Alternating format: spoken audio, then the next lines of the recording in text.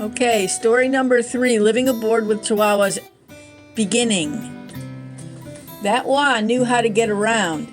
He was carried around on Lonnie's fingers all his life.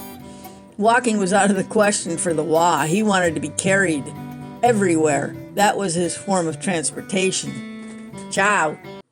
Woof, woof. I sure know how to get around. That WAH knew how to get around. He just was carried around on Lonnie's fingers for his entire life. He loved it up there. Walking was out of the question for WAH. He wanted to be carried everywhere. That was his form of transportation.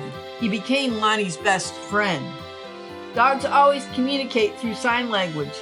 They hold a species-wide belief that humans are complete idiots for blithering and babbling at each other all the time. Dogs hate noise. They wish we would just shut up. We are likely they put up with us at all. If you would just communicate with your dog in his language for a change, you would be surprised at how intelligent he will think you have become. Trust me, Lonnie and I have worked at this, and we don't even know who Caesar Milan is. We have done so well at body language, we are considering getting into odors someday too.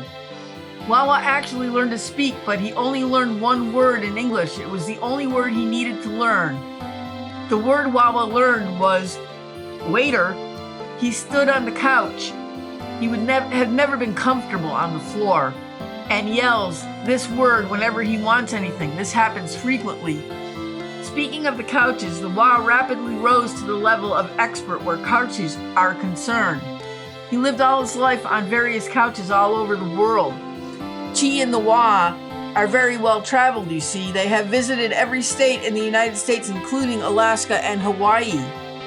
They have traveled every province in Canada and many countries in Central America. That encompasses a lot of couches, sofas, ottomans, love suites, Chesterfields, and whatever else you want to call them. She never really rose to the level of furniture connoisseur excellence at the WAH, but he's been on his share.